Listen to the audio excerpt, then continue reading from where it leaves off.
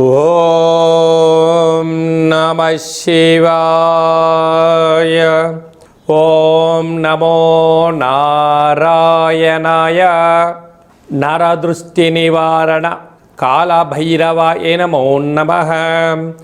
ఓం గణానాం త్వా గణపతిగుం అవామహే కవిం కవీనాముపవస్రవస్తవం జ్యేష్ఠరాజం బ్రహ్మణస్వత ఆన శృణ్వన్నోతిభిస్సేదసాదనగుం శ్రీ మహాగణాధిపతయే నమః. హరి ఓం. మా ఛానల్కి స్వాగతం. చూస్తున్న వీక్షకులకు ప్రేక్షకులకు ప్రియ కాళభైరవ భగవద్బంధులకి స్వాగతం పలుకుతూ మమ్మల్ని ఎంతగానో ఆదరిస్తూ ఉండబడినటువంటి ప్రియ సోదర సోదరీమణులకు అందరికీ కూడా శ్రీ పరాభవనామ సంవత్సర తెలుగు ఉగాది పండగ శుభాకాంక్షలు. తెలుగు ఉగాది పండగ సంవత్సరాంతము కూడా అందరికీ శుభాన్ని, జయాన్ని, ఐశ్వర్యాన్ని, ఆనందాన్ని, ఆరోగ్యాన్ని ప్రసాదించాలని మనం కూడా మనసారా కోరుకుందాం. 16/3/2026 నుండి 31/3/2026 వరకు పుట్టినటువంటి వారందరూ కూడా ముందస్తుగా జన్మదిన శుభాకాంక్షలు. గతంలో వివాహం చేసుకున్న వారికి వివాహ వార్షికోత్సవ శుభాకాంక్షలు. ద్వాదశ రాశుల్లో గ్రహ గమనాలు వీక్షింపచేద్దాం. మిథున రాశిలో దేవగురు బృహస్పతి సంచార స్థితి, సింహరాశిలో కేతు సంచార స్థితి, కుంభరాశిలో కుజ బుధ రాహు సంచార స్థితి, మీనరాశిలో ఏడాది తర్వాత రవి భగవానుడు శని భగవానుడితో కలిపి శుక్ర సంచార స్థితితో ద్వాదశ రాశుల్లో గ్రహ గమనాలు ఈ విధంగా ఉన్నాయి.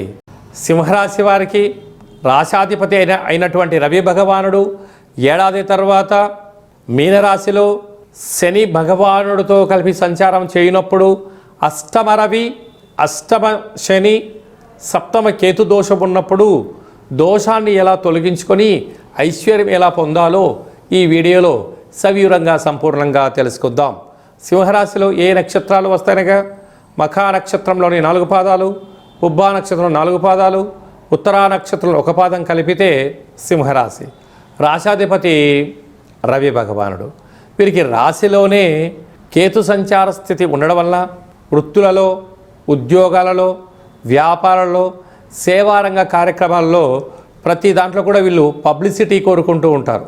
ఎప్పుడు నన్ను పొగడాలని కోరుకుంటూ ఉంటారు. ఎప్పుడు జనబలం కలిగి ఉండాలని కోరుకుంటూ ఉంటారు. వాటితో పాటు ఈ అనంత సంపద కావాలని కోరుకుంటూ ఉంటారు.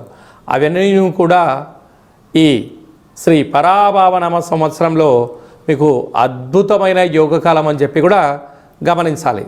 సప్తమంలో రుణరోగ శత్రుకారకుడు కుజుడు, బుద్ధికారకుడు బుధుడు, వాస్తు నరదృష్టికారకుడు రాహు సంచారం చేసినప్పుడు, కుజదోషం ఉన్నప్పుడు తెలుగు సంవత్సరాదిలో చివరి ఆదివారము, ప్రారబ్ధ ఆదివారము, మంగళవారము అంటే చివరి మంగళవారము, ప్రారబ్ధ మంగళవారము, ఉప ఆవాస దీక్ష ఉండడము, వళ్ళీ దేవసేన సుబ్రహ్మణ్యేశ్వర స్వామి యొక్క స్మరణ, పుట్టలో పాలు పోయడం, పంచభూత శాంతి పూజ కార్యక్రమం చేసుకోవడం యోగదాయకం.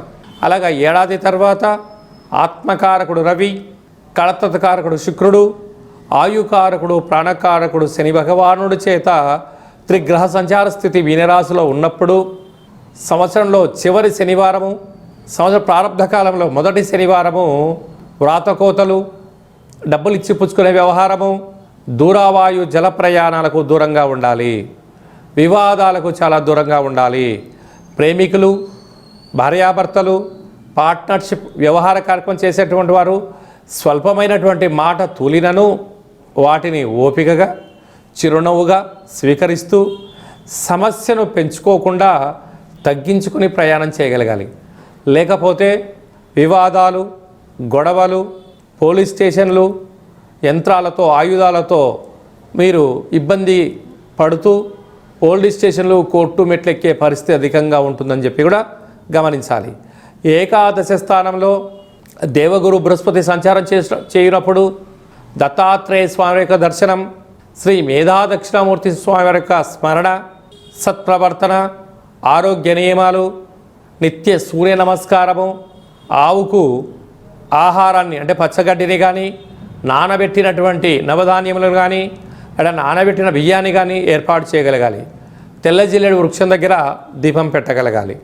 అలాగనే సాఫ్ట్వేర్ ఉద్యోగస్తులు, వ్యవసాయ సోదరీమణులు, ప్రభుత్వ రంగంలో ఉండబడిన వారు, సేవా రంగంలో ఉండబడిన వారు ఎంతో అప్రమత్తత అవసరమని చెప్పి జ్యోతిర్విజ్ఞానం తెలియచేస్తుంది.